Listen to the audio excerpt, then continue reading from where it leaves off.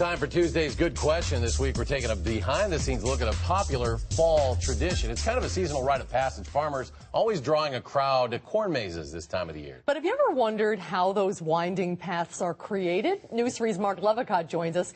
Boy, and many of these things are really works of art. Yeah, some of these corn mazes, as we've seen, absolutely amazing. They look just like cut up rows of corn close up. But higher up, all of those lines create pictures, some of them very elaborate. It got Steve from Madison thinking, how did they create those fancy corn mazes?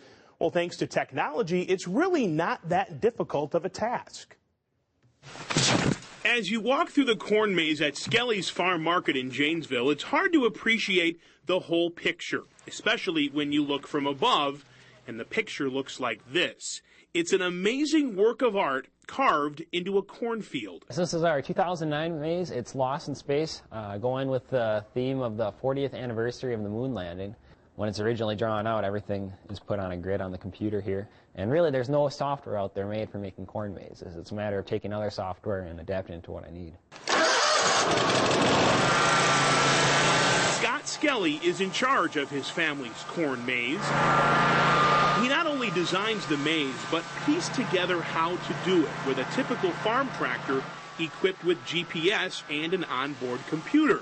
A software program helps plot out the coordinates, and then Scott drives where the computer tells him to, creating the pathways that turn into a work of art. The actual cutting of it only takes about 4 to 5 hours, just like a video game.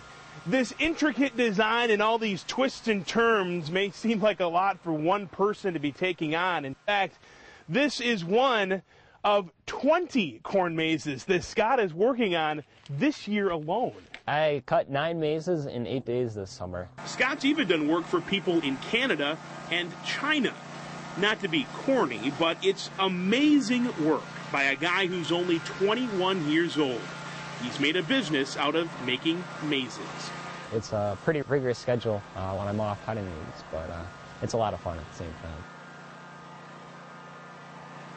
And while GPS is the method most people use today, there are still some who do it the old-fashioned way with a grid system and actually marking the field by hand before actually cutting the maze. Scott tells me it's a lot more labor-intensive, as you can imagine, but still works for those who might not want to take advantage of the latest technology. And if you'd like some more information about the Skelly Farm Maze and others in our area, you can check on my blog on channel3000.com. All right. Love the theme, Lost in Space. That's great.